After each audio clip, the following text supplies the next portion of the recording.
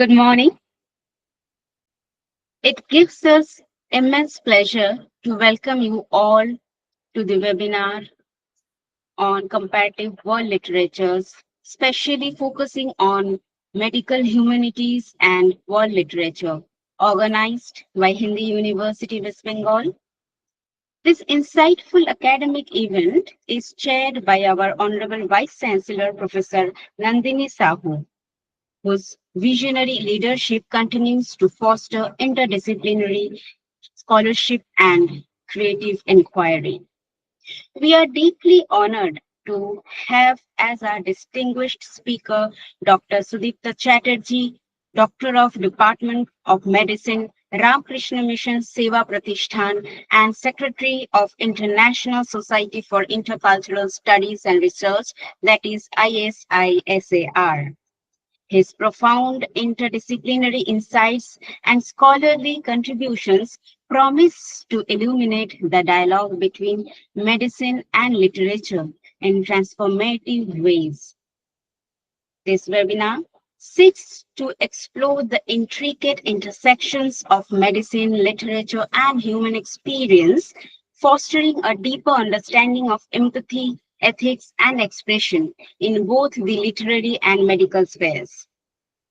We extend a warm and heartfelt welcome to all participants, scholars, and students for joining us in this enriching academic exchange that aims to open new dimensions of thought and understanding.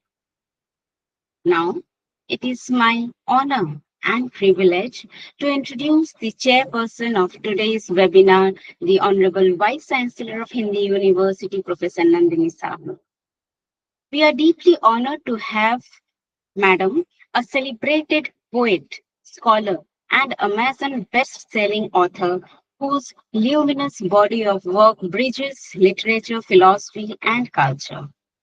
A triple gold medalist in English literature, Professor Sahu earned her doctorate under the guidance of the late Professor Niranjan Mohanty at Vishwabharati University, Shantiniketan. With a distinguished career spanning over 2 decades, she has made remarkable contributions as a poet, critic, research, and academic visionary. Her exceptional achievements have been recognized with several prestigious honors, including the Michael Madhusudan Academy Award in the year 2024, the Lifetime Achievement Award in 2024, the Tega Samman in 2025, and a gold medal from the Honorable Vice President of India in the year 2019 for her outstanding contribution to English studies.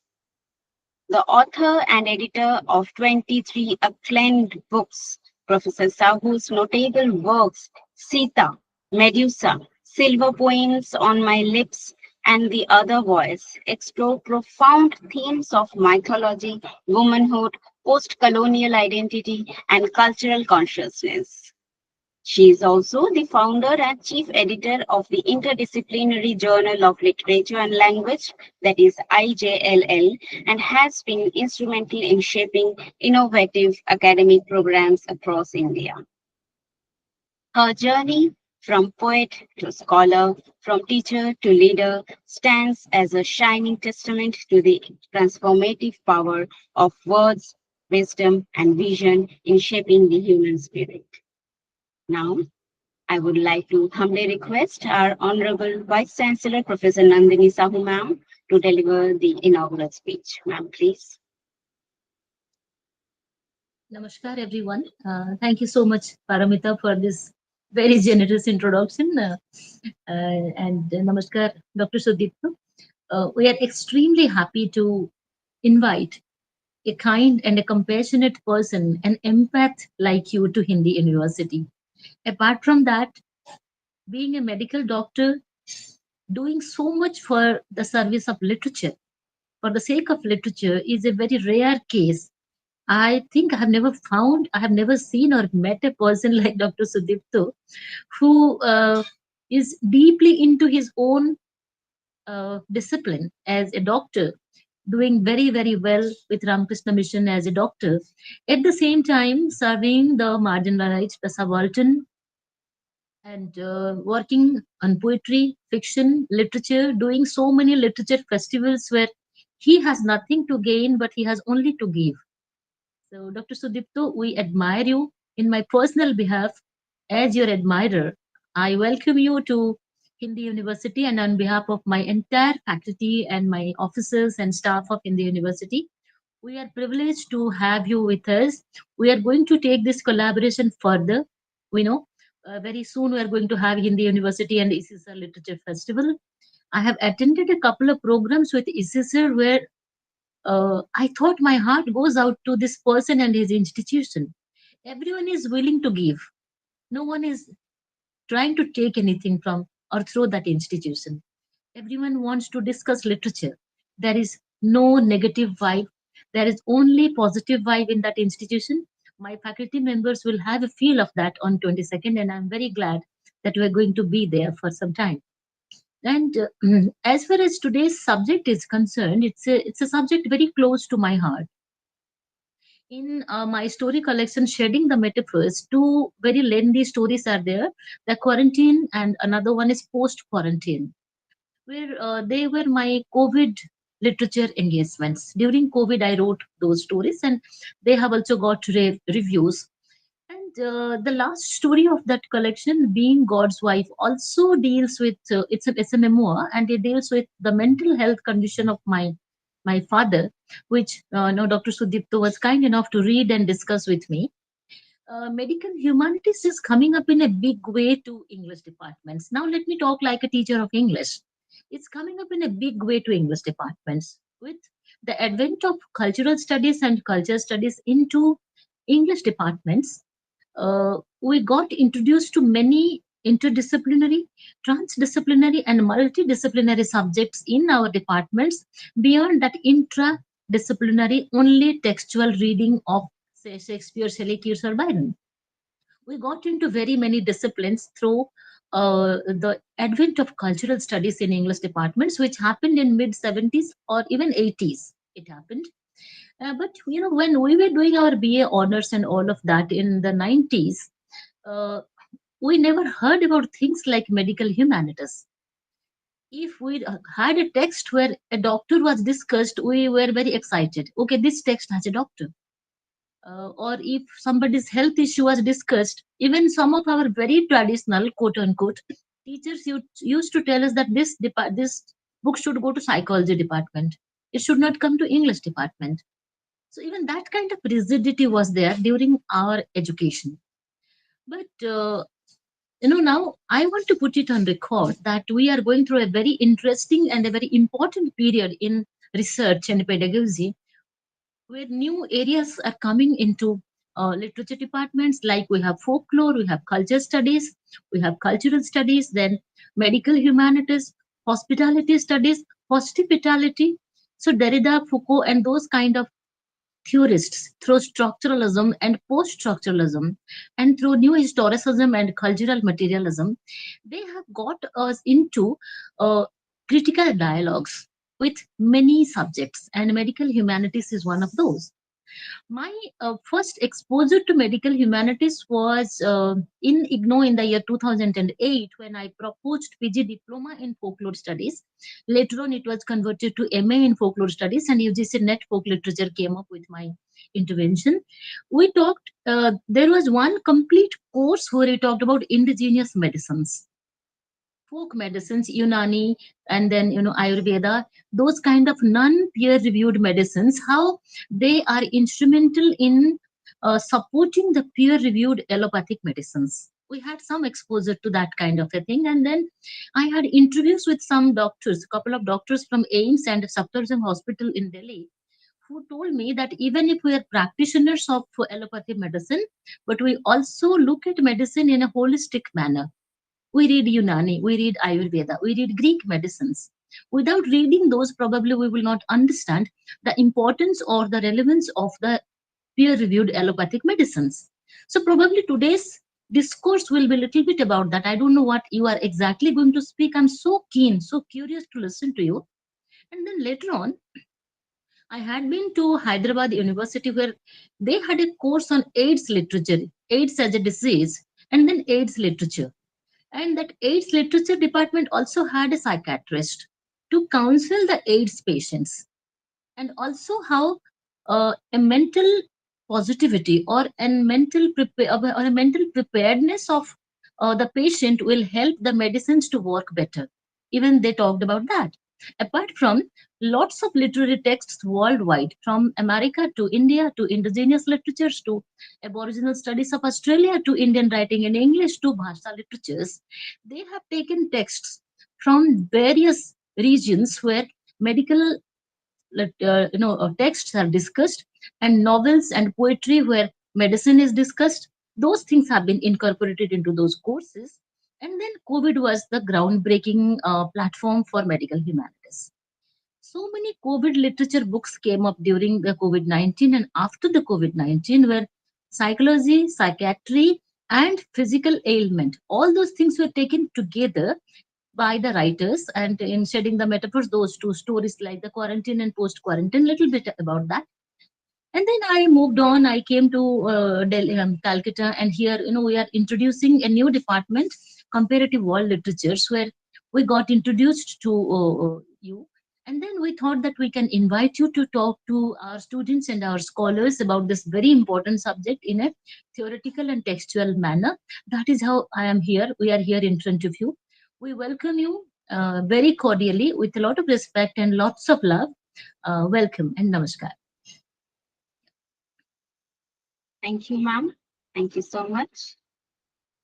Now, I have the great honor of introducing our distinguished and eminent speaker, Dr. Sudipta Chatterjee, Doctor of Department of Medicine from Ramakrishna Mission, Seva Pratishthan, and Secretary of International Society for Intercultural Studies and Research. Dr. Chatterjee is a multifaceted scholar whose work seamlessly bridges medicine, literature, and intercultural studies. He serves as the editor of Culture and Quest and Krishti O Annesha, and is the author and translator of around 15 books of poetry and translation. His remarkable translations include the Dhammapada of Gautam Buddha, the poems of Karl Marx, and the prison diary of Ho Chi Minh, among others. He has represented India at several prestigious global platforms, including the Cairo Book Fair in Egypt, the Asia Pacific Literary Festival in Vietnam, and International Literary Conference in Indonesia, as well as numerous national and international conferences.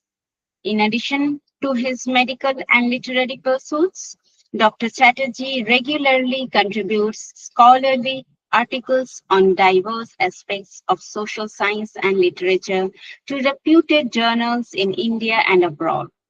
He also serves as the convener of the World Thinkers and Writers Peace Meet, reflecting his deep commitment to promoting intercultural dialogue and global harmony. We are truly privileged to have such an accomplished scholar and thinker with us today.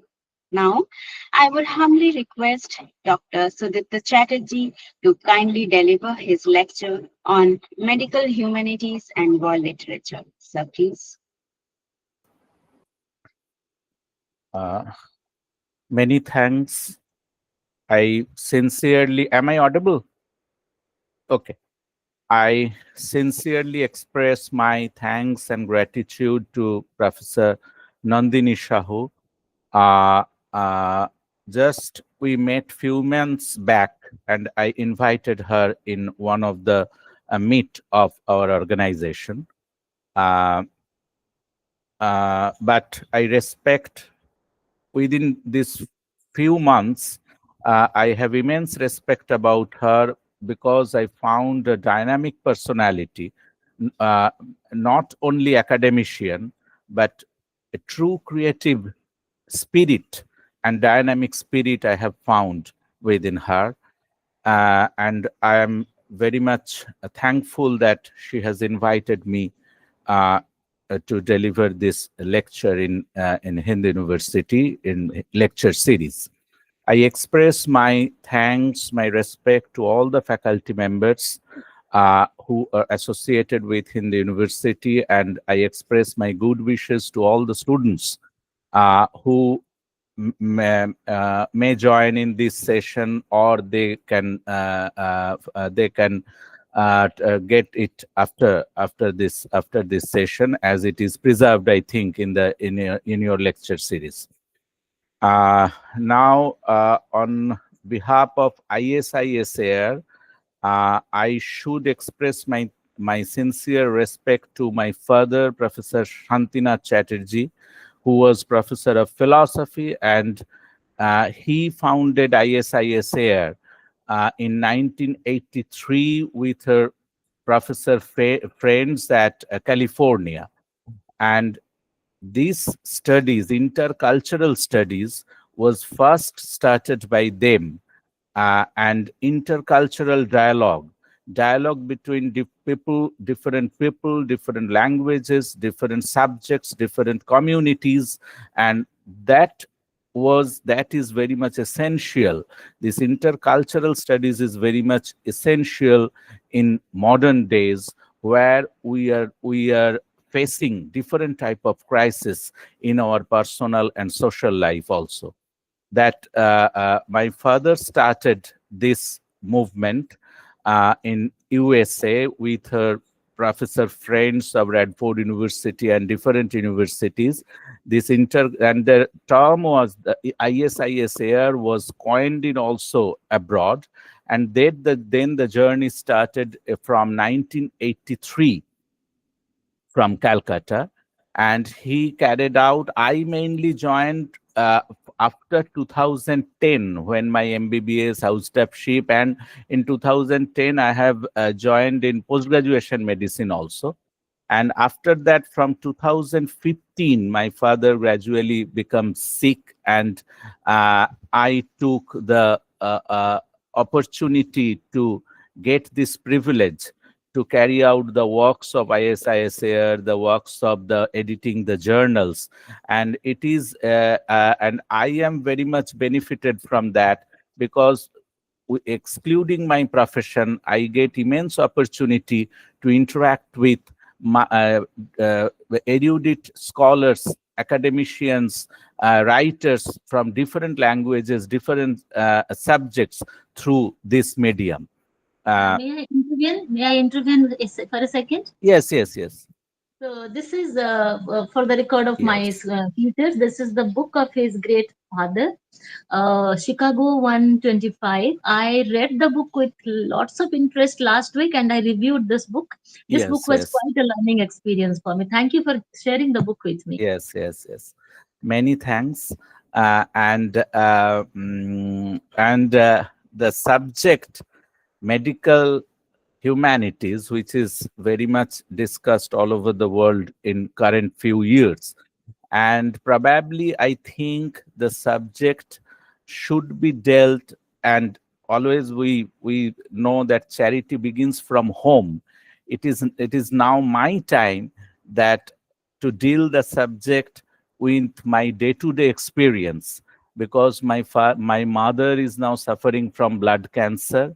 Just 3 weeks back it was diagnosed, and I am giving the chemo and injections, everything at my home, because and my father is also very much after post COVID, from COVID, after getting severe COVID infection.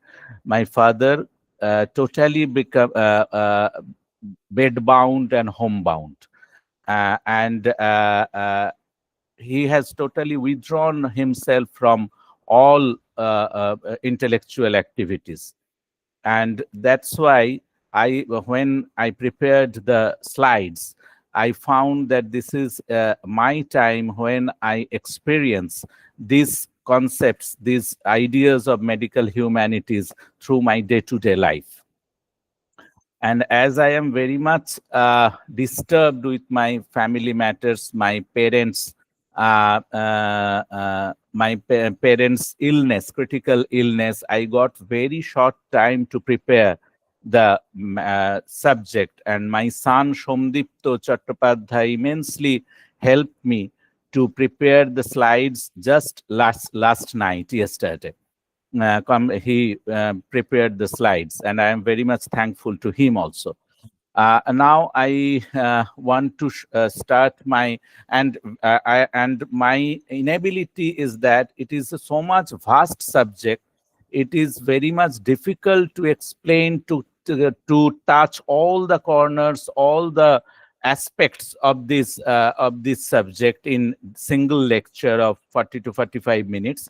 I shall touch the few basic concepts of the subject and the intercommunication between literature and medicine, from ancient literature to modern literature. But many points will be overlooked because otherwise I can't complete the total session within 40 to 45 minutes. So please excuse me. I want to highlight few aspects which is very much essential to deal with modern day literature, which is connected with medicine or health affairs, and I shall cover the points which should a student should learn, should get the essence of the subject. Now I am going to share my slides.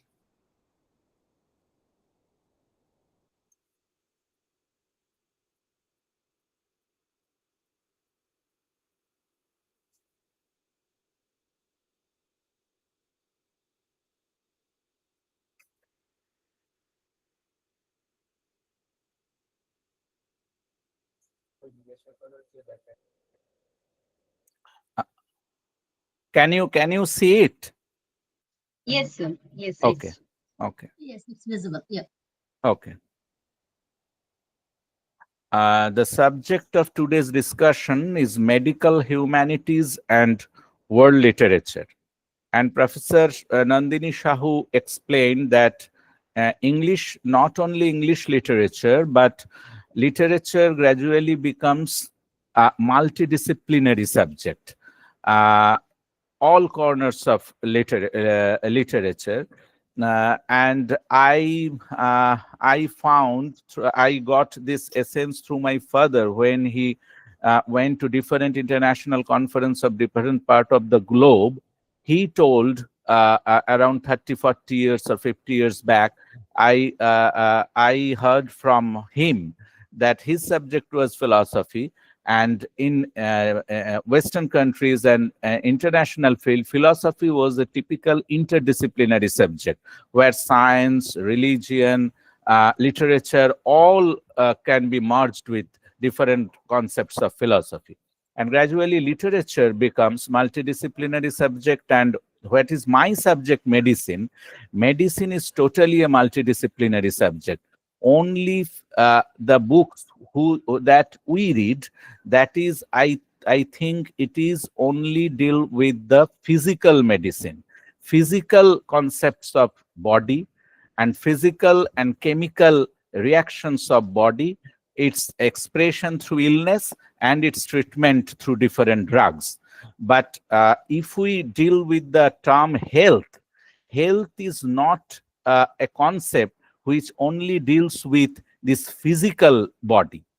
And in 1948, when WHO first coined the definition of health, they just this line was written first in 1948 World Health Organization declaration, that health is not the absence of disease.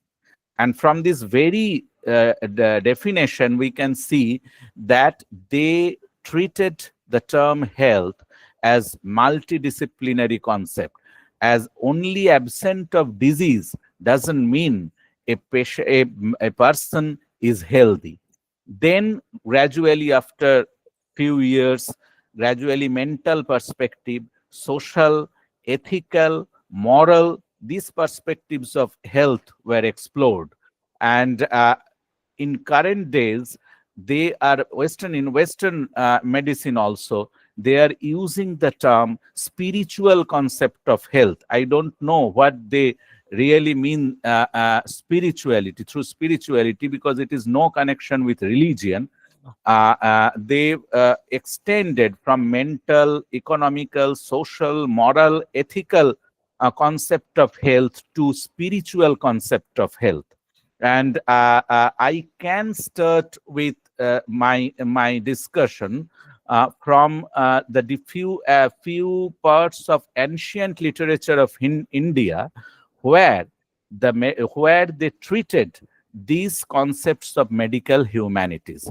Few thousands and thousands years back, ancient literature of India dealt with this topic of medical humanities, and they explored through their writings the concepts of medical humanities. Yes. And in ancient Indian literature, it conceptualized health as a holistic balance of body, mind, and spirit. And I think in modern times, in medicine also, what they want to mean with spiritual concept of health, it is this concept that was previously written, that was previously dealt with in our ancient literature of India, that is holistic balance of body, mind, and spirit, and viewed the physician patient relationship with high ethical and moral standards. If we go through Charak Sanghita and Shusruta Sanghita, we can get this holistic concept of health, and they and through this exploration of these concept of medical humanities evolved. They, in Charak Sanghita and Shusruta Sanghita, it is written the body and cosmos. What is human body? Human body is a replica of the universe, composed of same 5 elements of the environment, that is space, air, fire, water, and earth. And health is the harmonious balance of these elements. The same reflection we get through the modern World Health Organization declaration. They are treating health, define health as this harmonious balance of all these elements. Next, in ancient literature, they gave immense importance to mental health, and they explored that mind-body connection, physical and mental ailments. They told that it is interconnected. In modern times also, in our regular practice of medicine, I still find all educated people, they give very minimum importance to mental health, because they find they have a constant belief that mind is an abstract thing. It can't be treated with medicine. It is totally wrong.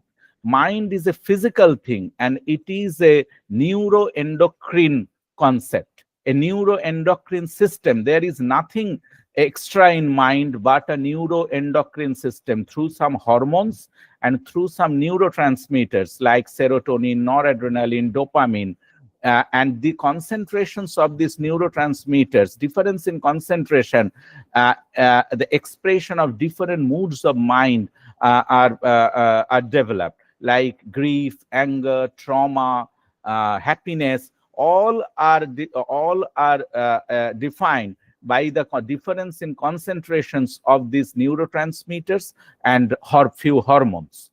So in ancient literature, they give immense importance on mental health. And what is they define the path of well-being. What is the path of well-being? Medical practice was deeply integrated with the 4 aims of human life, that is dharma, artha, kamo, and moksha. These are not at all philosophical concepts. They define dharma, artha, kama, and moksha from the viewpoints of medicine, from the viewpoints of medical education. If we go to Upanishad, how Upanishad thoughts about medical humanities, they defined a model of Pancha Kosha model of human being. They define this human existence. they define this human existence through different layers. What is first? First is Annamaya Kosha, the outermost layer of that is physical sheath on which these medicines act. On this physical barrier or physical sheath of a body, all medicines and everything, and we deal only with this physical sheath of the body. From there, we proceed to Pranamaya Kosha, the layer of vital life force. It is called vital energy sheath. Then we proceed to Monomaya Kosha, the layer of thoughts, desires, and emotions, that is mental sheath. After that, Vijnanamaya Kosha, the layer of wisdom and intellect, that is intellectual sheath. And after that, Anandamaya Kosha, truest state of health and harmony. They define it as bliss sheath. And this is the total, it is our existence is the amalgamation of all these sheaths. And if we treat a patient from these holistic viewpoints, then we can understand how medical humanities develop, and how literature, philosophy, everything can be intermingled with medicine and healthcare system. In psychotic theory of disease, it is also written in ancient literature. They took two words, adhi and vadhi. What is adhi? Is a psychic disturbance from ignorance. And what is vadhi? Vadhi is physical manifestations of illness. But they always, in ancient literature, they give immense importance on emotional imbalance. That is mental imbalance that cause physical diseases. And after that, they proceed to, in ancient literature, they proceed to the importance of consciousness. They treated that what is the, when we discuss with the concept of healing of health ailments, they wrote healing through self-realization. True healing and well-being come from realizing the nature of self. When we read the books of our medicine, surgery, and everything, all are written on the physical changes of the body, and there is nothing written about these concepts. That is, the true healing and well-being should come from the realizing the nature of self. And from these concepts, literature, philosophy, all are gradually become part of medical science. And what they interpreted, what is mind? They interpreted mind as a medium. Mind is a transparent medium that reflects the pure consciousness of self. After that, in Upanishad, it is written ethical principles of medicine. Actually, what is with this? What are they saying? That what will be the ethical principles of medicine? It is ahimsa, non-violence, satya, truthfulness, compassion, and service. And we get the same concepts in a modern subject when it is now it is developing critical medical humanities. From medical humanities, we now have passed to critical medical humanities. I shall tell about it in the next part. Just I am just want to interconnect that the modern concepts which are developing nowadays, that is medical humanities, critical medical humanities, the main concepts all are written thousands and thousands years back in ancient literature of India, and I strongly believe it is written in all ancient literatures of China, Greece, Egypt, etc.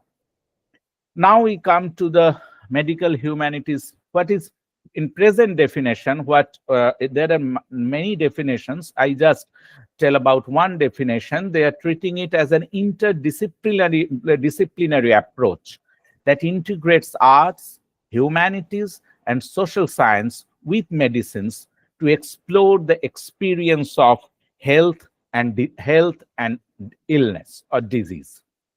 What are the theories? If we go to few theories of, but what as a medical practitioner, what I strongly believe theories are not enough. Theories are developed, we everything first explain everything theoretically, but it should be experimented practically in our day-to-day life. Otherwise there is no there is it will have no effect on society. There are few theories of medical humanities. First is interdisciplinary integration, where they are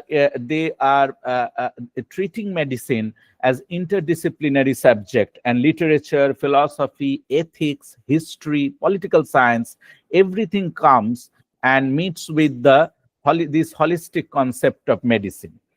After that, holistic care. Holistic care, I told about this holistic concept.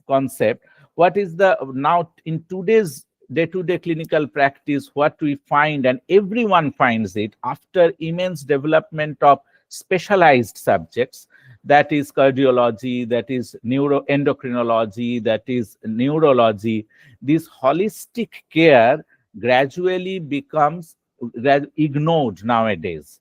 If you go to a ENT surgeon, they will tell about only about their sphere. They will not tell anything about your diabetes.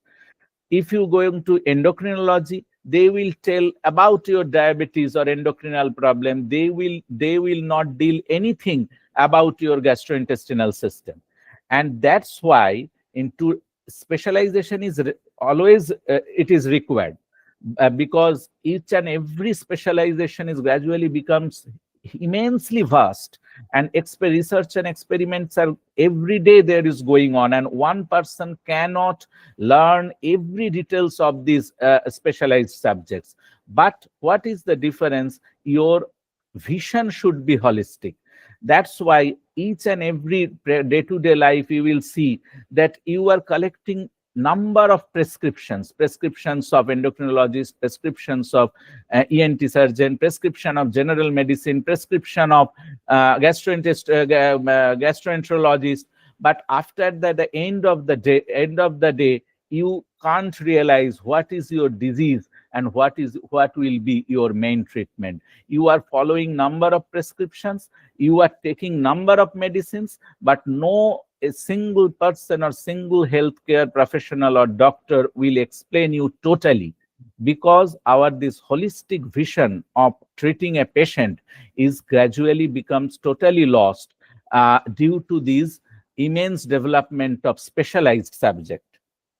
After that, subjective experience. You should, everything is written in book and in theory, but when you deal with the subject of a single patient, a single man, every man has a different disease proforma or disease manifestation.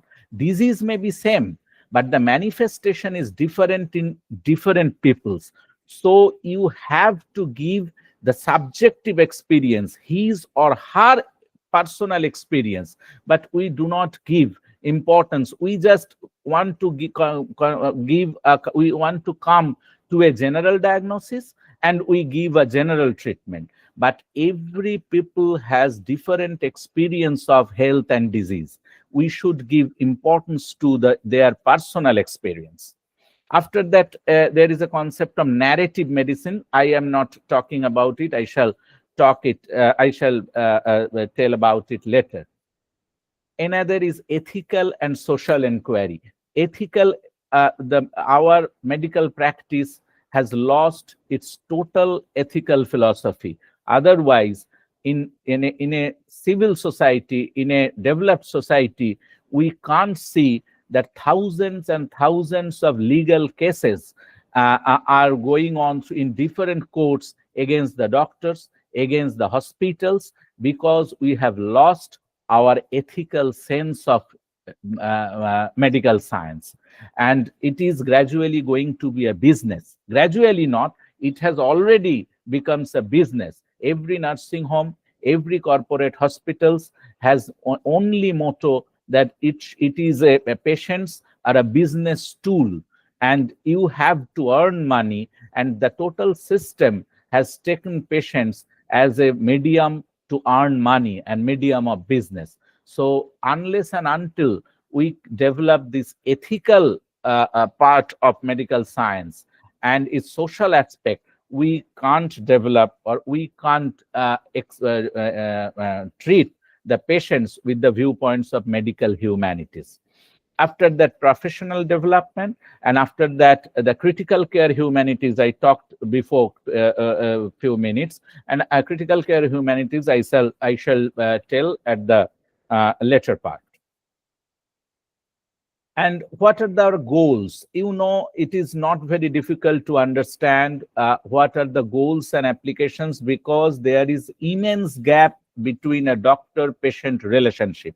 And as a medical practitioner, I every day find and feel that there is a huge gap between a doctor and a patient, between a hospital and the patient party or patient's relative, and there is a huge communication gap, and medical humanities are only things which can fill up this gap. If you know that's a degree MRCP of Royal College of Physicians in England, and there is a paper in MRCP examination, there is a paper of 100 marks. They will give you 4 situations in question paper, 4 situations, and the you have only the paper is on that you will talk with patients relatives, and you will interact with them, and and the examination is on your interactive quality, how you talk with the patient's relatives and the patient about that disease. And this is very much ignored in our society. They give very much importance on patient's emotion, patient's relatives emotion, but we always ignore this emotional and mental part. We always treat mechanically. We have no time to talk with patients with more time, or talk with patient relatives, because we have to deal with huge number of patients. When quantity increases, quality falls. It's always. So goals and applications, what is: improve medical education, enhance clinical practice, support patient care, and promote dialogue. This dialogue is very important. A disease may be difficult to understand, but it is the duty of doctor to explain the disease and the whole situation to patient and to patient's relatives in a simple way. It is also a duty of a doctor and medical health professionals. Now I come to literature, as because this I can't go in the fields of philosophy, social science, political science, religion, which are also included in medical humanities. I just give few examples and few informations about how literature has become a day-to-day part of medical practice. I told about ancient literature of India. There are many examples in ancient literatures of China, ancient literature of Greece, ancient literature of Egypt and Middle East. I don't go to these details. I come to modern days. In 1972, in Pennsylvania State University College of Medicine was the first to introduce literature into medical school curriculum. When John Trotman, an English professor, was appointed to a position in literature in this, and this was the 1972 when literature was introduced formally in medical science, and they tried to uh, uh, deal medicine as an purely interdisciplinary subject. And few new terminologies, many terminologies revolve, like bioethics, clinical ethics, where the ethical issues and other different health professional issues are going to be dealt seriously. Next, we come the word I told about narrative medicine. Narrative medicine and pathography. Pathography, the Professor Nandini Sahu already has given his example that her long stories written by him, written by her in COVID period, that is the memoir of illness. And your experience of your illness can become a very good literature and literary experience. And Rita Sharon, professor of clinical medicine, and she first wrote the book Narrative Medicine. And she explained that it as an approach to medical education that uses the literary method of narrative interpretation to help clinicians to understand the complexities of the disease.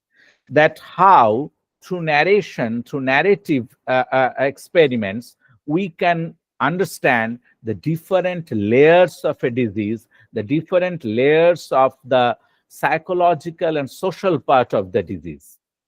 In USA, Catherine Montgomery Hunter's Doctor Stories, probably it is one of the first example of narrative medicine. There are many other books also. And after that, I come to the word pathography. Pathography is illness memoir. Professor Nandini Sahu already has given example, and there was a different types of literary experimentation we have found during this COVID period. And I can give you an example in Duke Hospital in USA during during the wave when all the healthcare facilities become insufficient and there was a severe social and psychological effects on all healthcare professionals. I actually translated. They tried an experiment. They told all the doctors, all the nurses, all the pathologists, and all persons of their hospital to write haikus. Haiku is very small, very simple. They requested them that in any form you try to express your day-to-day experience, your day-to-day trauma, day-to-day psychological problem through haikus. And when it was completed, nobody was a professional writer or professional poet. And I got chance to read the book, and I translated many of their haikus written by doctors, haikus written by pathologists, haiku written by nurses. And it was a beautiful literary experimentation. I was very much impressed when I tried to translate the books. And after that, they published the book from their hospitals. And all these are pathography, that is the memoir of their illness. I can give few books you know everything about, and all these books are bestsellers. I can give few examples. This is a book, When Breath Becomes Air. It was nominated as finalist of the Pulitzer Prize, and these books are all different types of illness memoir. I am not going to detail of the books because it will get much more time. Another book is Cutting the Stone. Abraham, I know you are. I am not typically a person of literature. You are always dealing with modern literature. You know this. The Diving Bell and the Butterfly. All these books are examples of this pathography and this illness memoir. Another is it was a very much famous book, The Cancer Journals of Audre Lorde. It was very much famous book. Another is The Immortal Life of Henrietta Lacks. It was also and it is very much impressive, and it is a very much impressive book which we have found in our time. That the life of Yuvraj Singh. He was attacked by lymphoma. Lymphoma is one type of blood cancer. My mother is attacked by multiple myeloma. It is one type of blood cancer. And Yuvraj Singh had lymphoma. Lymphoma is different type of blood cancer. And after around 2 to 3 years treatment of chemotherapy and everything, he again came back to his professional life, that is cricket. And it is the book, The Taste of My Life. It is written by Yuvraj Singh about his experience of his time of illness. And I can give few examples of in the say in the few 100 years back also, the adventure of Roderick Random and the expedition of Humphrey Clinker, written by a Scottish doctor. And at that time also, many persons tried to experiment literature from the viewpoint of medical science. And he was Scottish doctor Tobias Smallturner. It was published in 1748 and 1771. We know romantic poet John Keats. He was a qualified doctor. Actually, he was a surgeon. And Lawrence Sterne was an Irish novelist, and he gave many frequent references in his novels and dramas to from the different perspectives of medical health, sickness in his book. Cameron Nazir's a book is Send in the Idiots. It was published in 2007. It deals with autism. Another book is The Land at the End of the World. It was written by Antonio Lobo Antunes, and it describes the experience of suffering of people seen by an army doctor.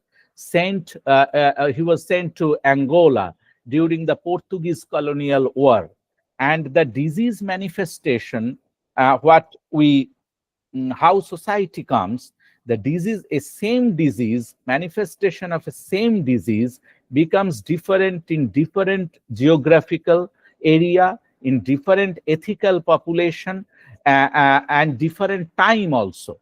The same COVID, the coronavirus, SARS-CoV-2 virus, the same COVID came 100 years back also, but it was a different strain. Now in 21st century, it came with different strain, due to mutation of the virus, and it may come in different with its different manifestations in future also.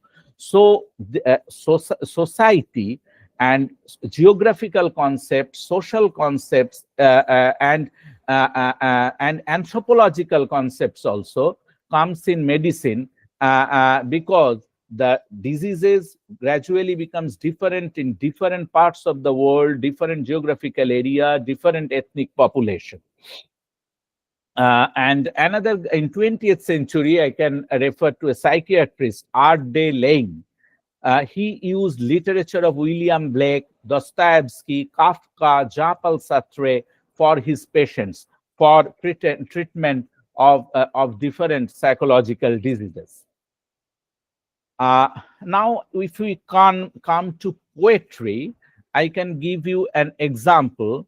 The John Hopkins Center for Medical Humanities and Social Medicine, they regularly use poetry as a part of medical humanities, and they treat and they use poetry therapy, poetry as a part of communication, poetry as a tool to realization of self.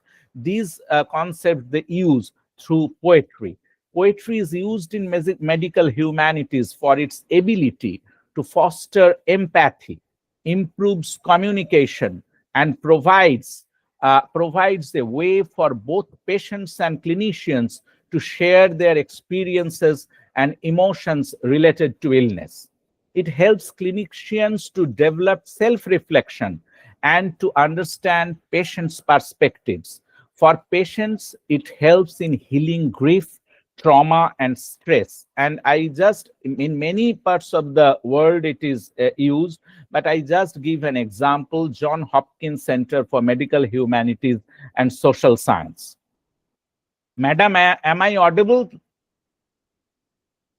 Yes, you're Hello? Yes, sir. audible. Yes, okay. Yes. Yes, yes. Then I can give a example of a medical journal. It is, we always follow this journal, Lancet. Lancet is one of the famous medical journals, and I refer a article, Poetry for, it is published in Lancet, Poetry for Rebuilding the Medical and Health Humanities. I just give the few salient features what they wrote in this article. They coined a term, medical and health humanities, MHH, medical and health humanities, offer an antidote to the highly technical, mechanistic medical specialties that students are expected to learn, often by rote. As Alan Blakely, Emeritus Professor of Medical Education and Medical Humanities, has argued, modern medicine is traditionally patriarchal, individualistic, and resistant to encouraging democratic, collaborative habits as it socializes its young into hierarchical structures or eats them whole.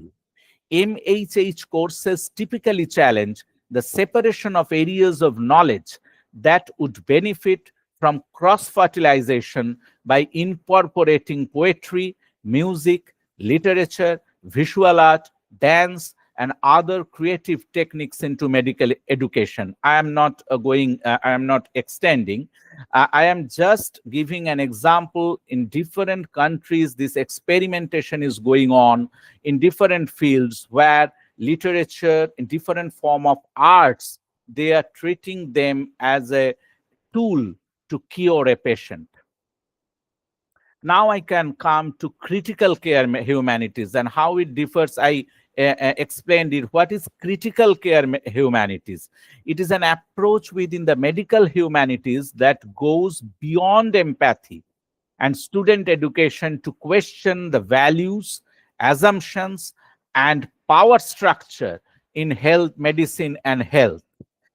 It integrates social, cultural, and political factors into health and illness. And that I mentioned before, that in ancient literature of India, in Upanishad and other texts, it is written that medical science should be connected with society, and through the experimentation of nonviolence, through the experimentation of truth, to the experimentation of compassion and empathy. And this same part is now coming to critical medical humanities, where we are giving emphasis on political factors, on social justice, on different interdisciplinary subjects, where medical science can be uh, intermingled with political science, political theories, social theories, experimentation of democracy, and other part. And this part is now dealt with critical care humanities. And uh, now I am going to the uh, end of my subjects, because if I extend, it will take more few hours. It is not should not be done by me. I started with Upanishad, ancient literature.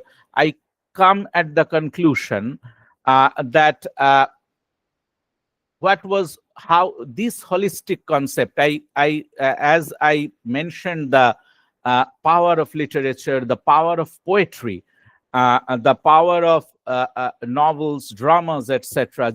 And I just give few example.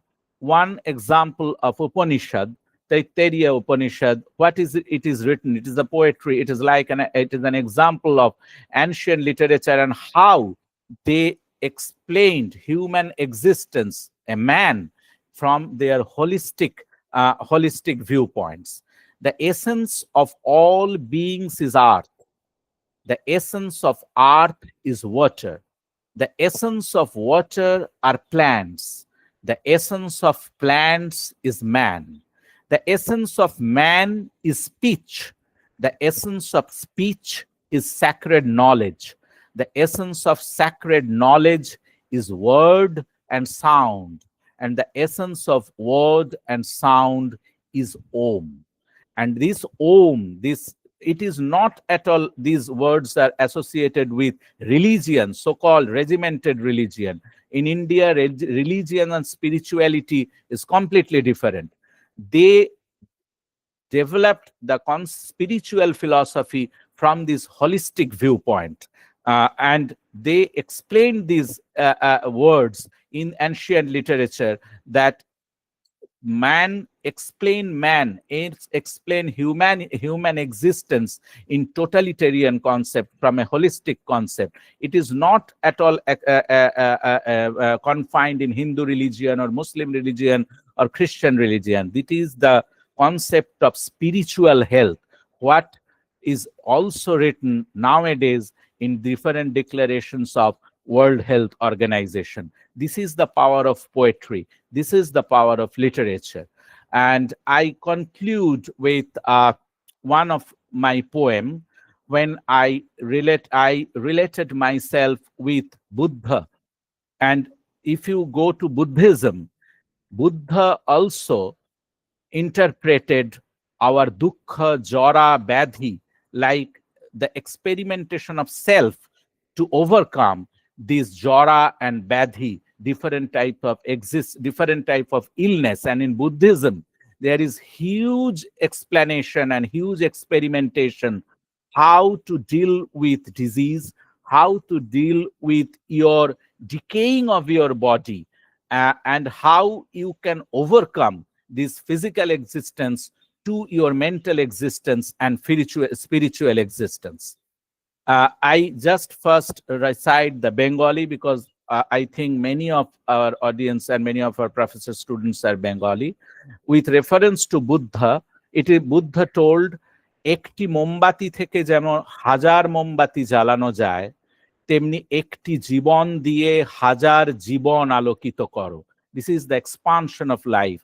This is the expansion of yourself from your physical limitation, and to your physical existence, you expand to your mental and spiritual existence.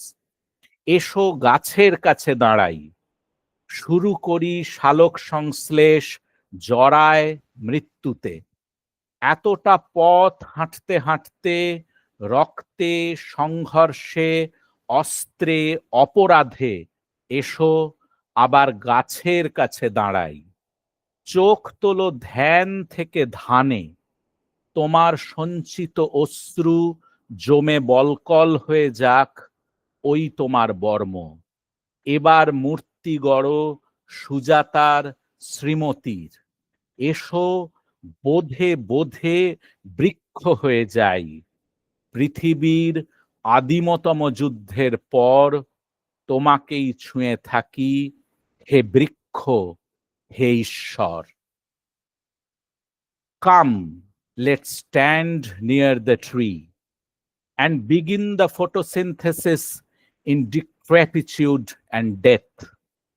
While walking such a long way, scared by blood, fight, weapons, and crime, come, let's stand again near the tree.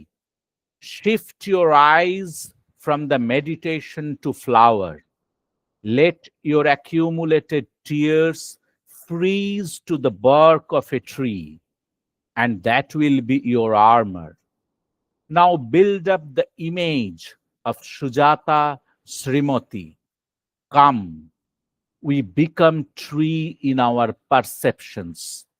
After the most primitive war, let me touch you, O my tree, my God. Thank you. I express my thanks to all of you, to Professor Nandini, Sahu, and all the faculty members, that you have given me the chance to share my viewpoints with you. I think there will be many loopholes, many that I have dropped many parts of this subject because time is limited, and I can share with you other aspects also in future. Thank you. Thank you so much, sir. Now, I would like to request Professor Nandini Sahu ma'am for her very valuable remarks. Please. Yeah, thank you, Paramita. And thank you very much, Dr. Sudipto, because this paper, your presentation was kind of eye-opener for all of us. So I have been reading so much on medical humanities. Actually, I'm a practicing writer, so I have been writing stories, multiple stories on mental health issues, physical health issues, COVID, and all of that.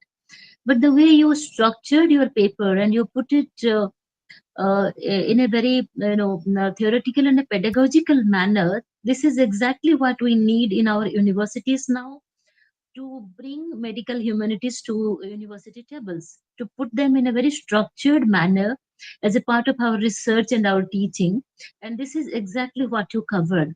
In fact, you spoke about things that we were looking for, we were aiming at. So I was very impressed and very happy, and very inspired by the presentation that you gave, and lots of literary texts you have given, starting with John Keats to those European and American writers to Indian writers. Again, you talked about indigenous knowledge systems, Indian knowledge systems, Hindu literary pedagogy, and spiritualism. Again, the holistic cure of a patient through a holistic approach. A lot of things that you talked are very important and very interesting. I was thinking, how can we take medical humanities to our food culture studies, our blue humanities, and our green cultural studies as well? Probably in our next interaction with you, we can talk about those things. And I'm reminded about one poem, Hunger, by Padma Shri poet Jayant Mahapatra from Odisha, late Padma Shri poet Jayant Mahapatra. The poem Hunger was written during the Great Famine in Odisha. Thousands and lakhs of people died. They didn't have food. That is when the Britishers approached the great grandfather of poet Jayant Mahapatra uh, to food, to address their hunger in the exchange of their faith. So Yes. his great grandfather got converted to Christianity, in exchange of which the entire group, the community, they got rice from them. They got food from them. And then at this point of life, Jayant Mahapatra, who wanted to go to Jagannath Puri temple to be a part of Rath Yatra, his Hindu longings and belongings, and then his Christian ancestry, his Christian great grandfather, grandfather, and then himself. So those things he has problematized in the poem Hunger. Probably we can also take those kind of psychological issues all into medical humanities and the discussions thereof. I don't know if we can, but then it just came to my mind. In your paper, you covered quite a few very important things. It's rather impossible to sum up within 2 minutes, but whatever I have jotted down, I will put it here for you.